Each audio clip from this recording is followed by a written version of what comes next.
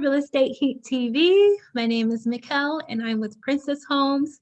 And today we're going to talk about 10 ways to get into real estate. 10. So, you know how people say, oh, there are 7 ways, there are 15 ways, there are 10 ways in order to skin a cat. Well, real estate is the same way. It's a broad industry and everybody doesn't have to be a wholesaler. Like, surprise, surprise, everybody doesn't have to get into wholesaling. There are different methods, there are different ways, and there are different parts of real estate that you can become a part of. You don't just have to wholesale, even though wholesaling is very lucrative. So, we're going to talk about a few things today. And the first thing we're going to talk about is being a bird dog.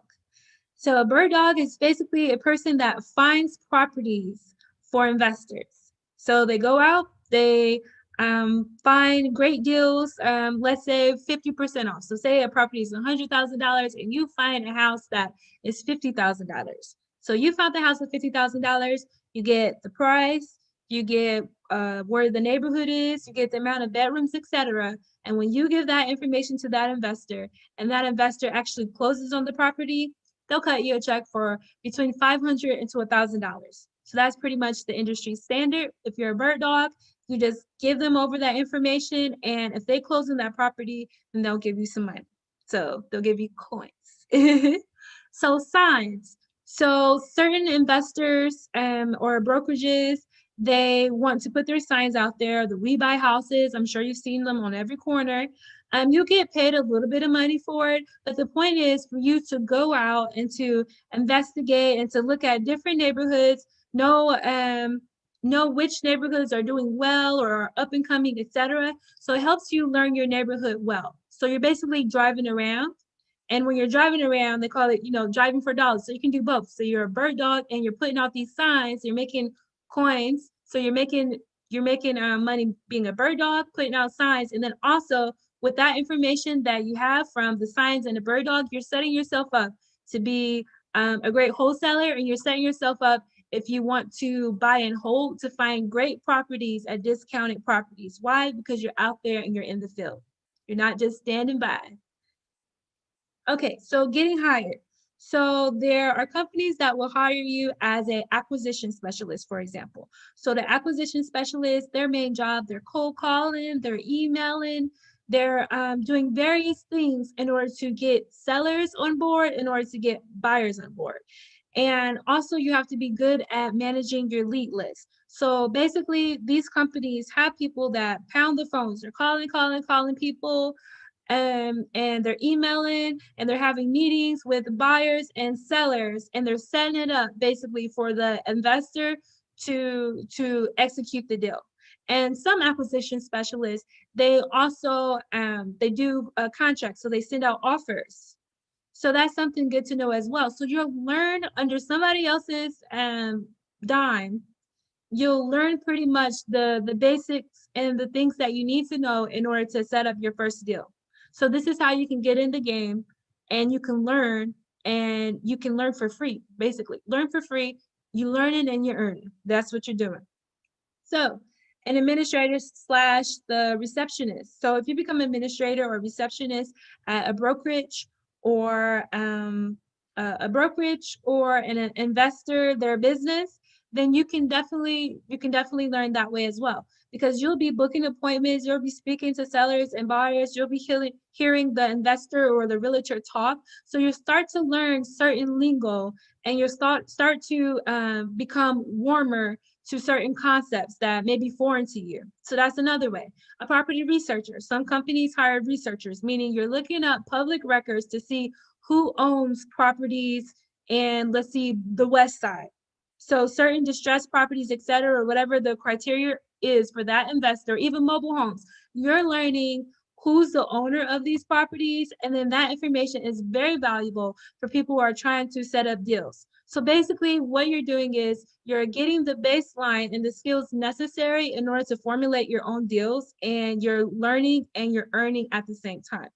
So that's winning. So you don't have to jump in every single aspect, every single field. You can learn one aspect and you can, hone in on that, and then you can learn another. But every way you can make money. So that's the whole point. Okay, getting licensed, of course. If you get your real estate license, you learn the basics of real estate, and then you also, your license, of course, allows you to represent buyers and represent sellers. And as I said, there are other parts of the real estate industry that you can get into. You do not have to be a realtor. You can get in property management and things of that sort. So that's another way to get into real estate. And also finding a mentor that can teach you wholesaling. So finding a mentor would be very important in helping get your feet wet, help getting you started, helping you know the things that you need to do and the practicality. And having practicality is very important. So not somebody that is, giving you this rule book or this big whole thing and that you can't chew on step by step. If you have a mentor, they will help hold your hand. And shameless plug, of course, Princess Homes, we have a coaching program, and it's at www.princesshomeinc.com. And also, you can just message us below. We'll definitely be happy to help you. My email is info@princesshomes.net. So another way, get get some handyman jobs. So what this does is if you have the skills, I recommend that you go ahead and test your little hand at it and get some handyman jobs such as painting. You can be putting on doors and doorknobs, changing locks, doing floors. But if you gain those skills, so not only you're gaining that skill, but you're also pricing things at the store, see how much things cost, and that will definitely help you get into the field. So think about it. Whoever owns this property is the investor, the property management, etc. So you get to be around in the field. You get to learn the lingo. You get to see how much things cost, a budget. So when you do, let's say you want to do a fix and flip, you can have an idea of a budget. Why? Because you've been around the contracting industry and the budget and the different things that need to be done concerning fixing up a property. And then if you have gained enough knowledge and enough skills and the skills that you already have, you can utilize on your first deal and you can do some of the work yourself. You don't have to do some of the work yourself, but if you're on a strict budget, that'll be a good thing that you can do. You can save some costs by fixing it up yourself.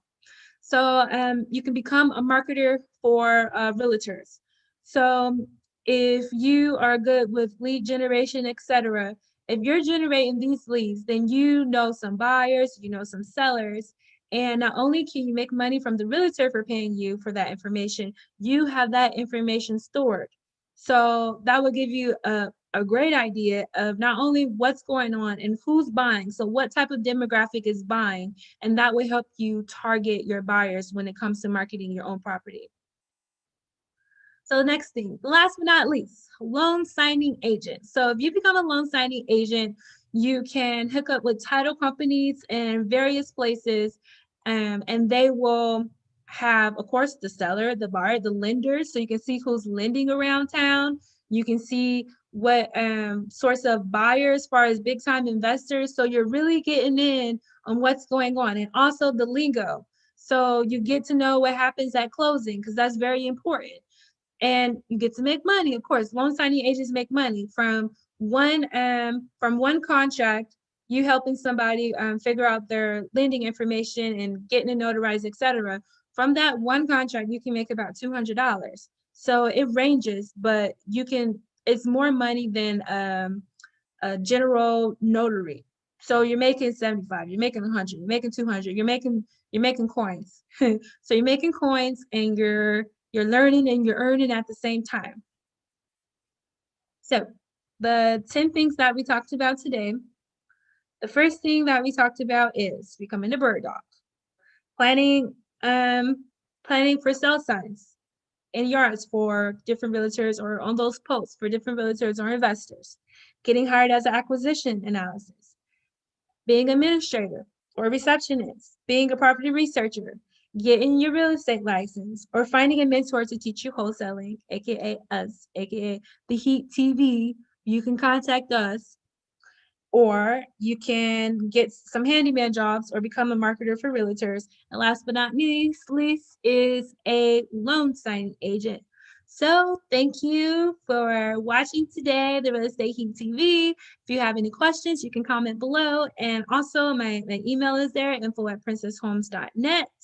And also my website is www.princesshomeinc.com. And you can get our real estate course there. It is on a rolling schedule. So after you sign up, within 24 hours, you receive the information about the course and when it starts, etc. Because it's on a rolling basis. So you have your own track.